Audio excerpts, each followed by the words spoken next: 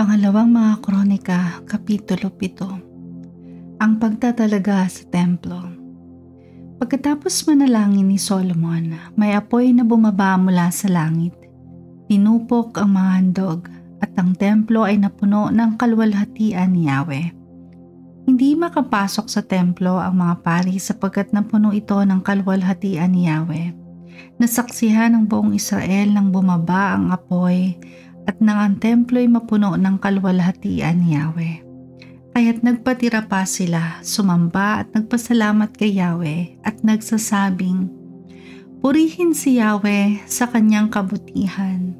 Pag-ibig niya'y tunay, laging tapat kailanman."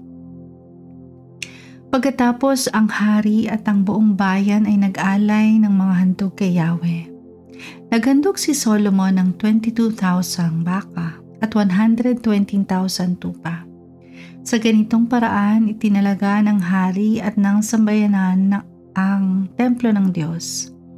Nakatayo ang mga pari sa kani-kanilang lugar, kaharap ang mga Levita na tumutugtog ng mga instrumentong ginawa ni Haring David upang pasalamatan si Yahweh.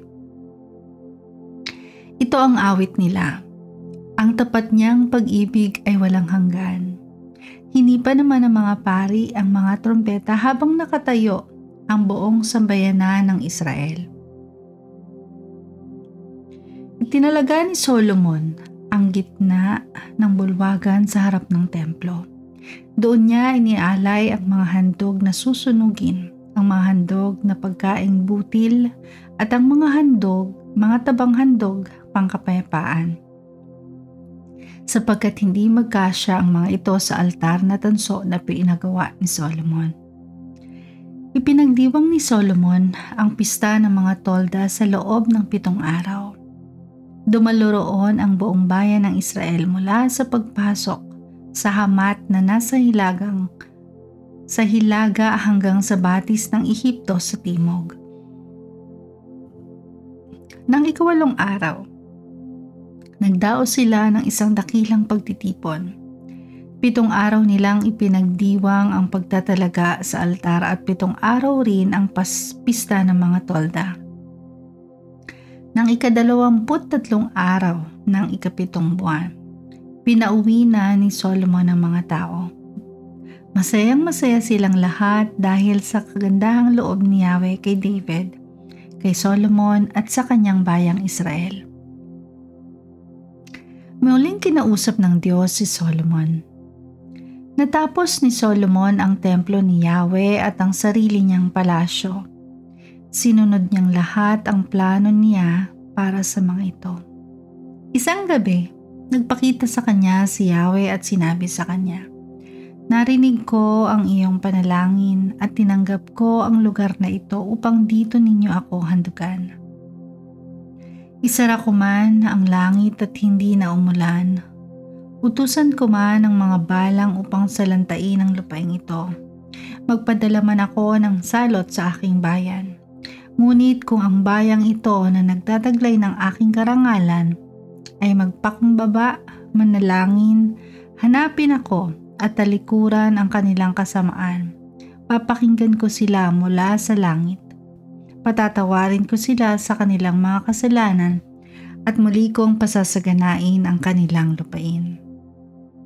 Babantayan ko sila at pakikinggan ko ang mga panalangin inaalay nila rito. Pinili ko at iniukol ang templong ito upang dito ako sambahin magpakailanman.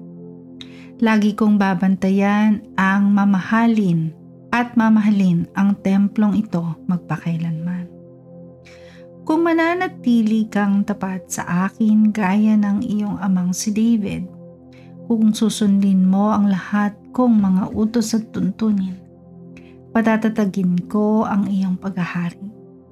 Tulad ng pangako ko sa iyong amang si David, hindi siya mawawala ng anak na lalaki na maghahari sa Israel.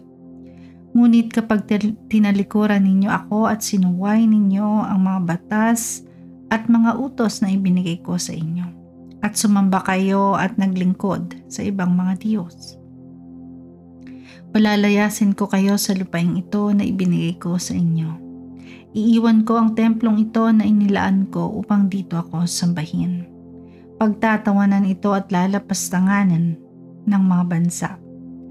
Ang mapapadaan sa tapat ng templong ito na ngayoy dinadakila ay magpapailing at magtatanong, bakit kaya ganito ang ginawa ni Yahweh sa lupaing ito at sa templong ito?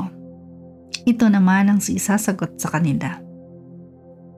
Sapagkat tinalikuran nila si Yahweh, ang Diyos ng kanilang mga ninuno, at naglabas sa kanila sa Ehipto. Bumaling sila sa ibang mga Diyos at ang mga ito ang kanilang sinamba at pinaglingkuran. Kaya pinarusahan sila ng ganito ni Yahweh.